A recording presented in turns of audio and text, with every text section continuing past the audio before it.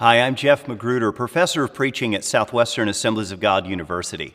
Over the course of the next 4 videos, we're going to be learning how to put together a sermon. In addition, we're going to be looking at some resources that seminary provides that'll help us to be able to do that. You know, in all the years I've been teaching preaching, one of the most common questions I get from students who are learning how to write sermons is this: how long does it take to write a good message? Now, I understand that question. I respect that question, but I believe it's the wrong question. It is not a matter of how long it takes. It's a matter of what steps do you need to take to create a message that's biblical, effective, and worth showing up to listen to week after week. We're going to be doing this in 4 distinct steps. The first step: find your big idea. Now, if you have seminary open in front of you, you'll notice there's a place for the title, the text, and the big idea. I cannot stress enough how vital it is that you as the preacher have a very clear sense of the main idea that is driving your sermon. To put it another way, if you don't know what you're talking about, you better believe the audience doesn't know what you're talking about. So what we're going to do in this first step is discuss what you need to do in your study of the text to find that big idea and state it so it'll be as clear and memorable as possible. When you're learning to find the big idea, the first thing you have to do is decide, what am I going to preach over? What passage? What topic? We'll refer to this part as select and study the text. How do you decide which text or topic to select and study? You do so based on the needs of your audience. It might be that there's a particular issue going on, and you say, I know this passage addresses it. It might be that there's a Bible book series you're doing, and you know that the topics found in that Bible book help to speak to the needs of your audience. Either way, you want to be sure that while you're committed to preaching the text faithfully, you're also preaching texts that are relevant to the needs of your audience. So you're going to select and study that text, and there's several questions you want to be sure that you've answered. Who wrote it? To whom did they write it? Why did they write it? What comes before and after the main text that you're going to be preaching? Now, as it happens, seminary has some resources that can help you with these questions. For instance, if you were to look in the left tab of your seminary window, you would see that there is a link to research that will take you to Bible commentaries that will help provide these answers and even more information than I've suggested. A warning here: you're always going to know more about the passage than you can possibly fit into a single sermon, which is why it's important that all of your study is being done at this stage in order to get at the big idea. So you're going to select and study that text, and here's what we're aiming for. After you've answered all the questions of authorship, date, type of literature, recipients, etc., you want to try to capture that main idea in a single sentence. That's right, a single sentence. You're trying to think yourself clear. You don't want to overwhelm people with information. Your goal as a preacher is to sound like you read commentaries, but when you're preaching, you don't want to sound like you're reading from a commentary. So what you're going to do is narrow down what that passage is about in a single sentence. In fact, you want to be sure that that sentence includes not only who said it to whom, but what the main principle is. What is the main idea? So there's 2 things you're looking for in that central idea of the text. You're looking first for who said it to whom, the there and then, and you're also looking for the principle. What is that idea that was stated back then but can be brought to the contemporary world? What was for them then and what is for us now? It's important also that once you have that idea, you be sure to commit to allowing that idea to guide everything you're going to say in the sermon. Let me contrast this with maybe something you learned in comp and ret or speech. Let's take speech.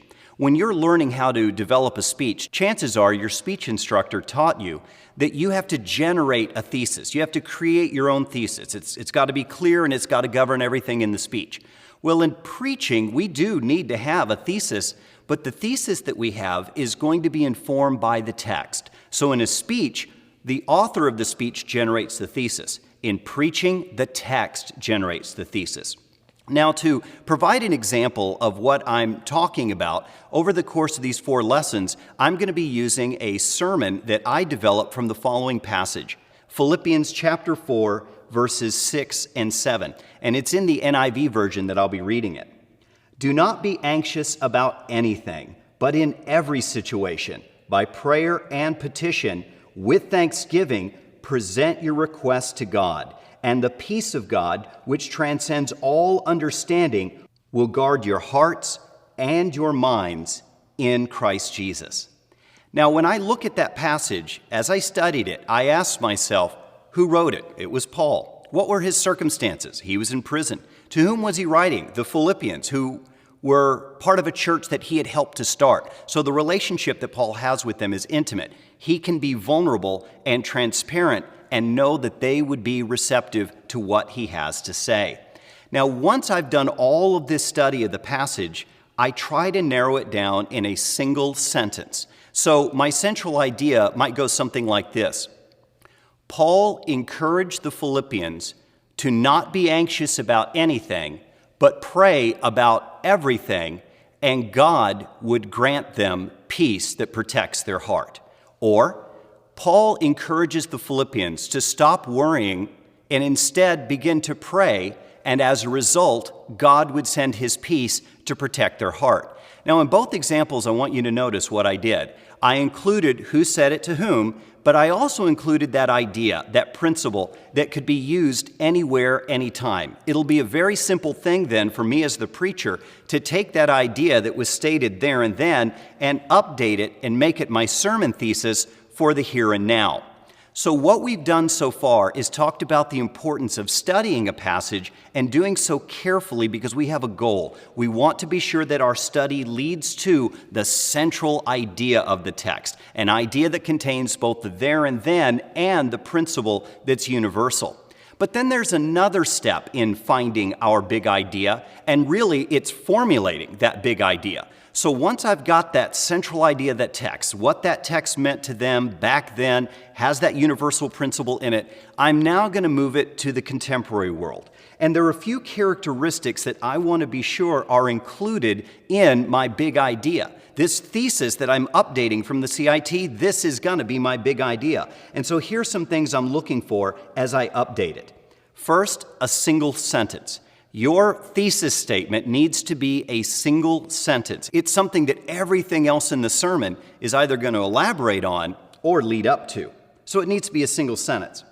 Also, it should be a short sentence, something that will be easy for you to remember and something that will be easy for the audience to repeat. Thirdly, it ought to be a memorable sentence. So it ought to be phrased in such a way that people could be thinking about it on Monday. It ought to be sticky, as Andy Stanley puts it. A former student of mine once said that the central idea of the sermon or the big idea ought to be a tweetable truth. I often remind my students that sermons are more like billboard signs than legal contracts. And so it'll be important that that big idea, that thesis statement, is stated in such a way that it will be a single sentence, it will be a relatively short and concise sentence, and it will be a memorable sentence. Well, here is what I've done with the passage that we're looking at in Philippians 4, 6, and 7. I've taken that central idea of the text that I shared with you a moment ago, and I've turned it into the following big idea. Don't worry about anything, but pray about everything. So you notice that's relatively concise, it's clear, but perhaps most important of all, it's memorable. And not just memorable for the audience, but memorable for the preacher. I have a really good idea of what it is that I need to drive home so that they'll remember parts of this message, the most important part, the next day. Once you've decided on your big idea, you can then place the big idea in the block for it found there in Sermonary. And it's a really good idea, in my opinion, to do that early on as you're developing your message. That way, as you're filling in the rest of the message, you can always refer back to it and make sure that you are indeed elaborating on that idea, letting that main idea drive what you're saying. I've also found that it's helpful at this point to start thinking about a sermon title. Now, sometimes sermon titles can actually be identical to the central idea, But sometimes what you want to do with a sermon title is try to condense it even a little bit more and attempt to make it attention-getting, to generate interest for the message. It's the kind of thing that you'll be able to promote in your sermon series, on your website, through your social media, in your church bulletin. And in the case of this message that we're looking at, the title is Stop Worrying, Start Praying. And you might find yourself saying, well, hey, that's actually a pretty good big idea, and I think it could be, but because I want to be just a little bit more concise with the title than with my big idea, I chose to make that minor distinction. Now, once you have worked through what the text is about, and you got that in a single sentence, what the sermon is about, you have that in a single sentence, it never hurts to go ahead and come up with one more sentence.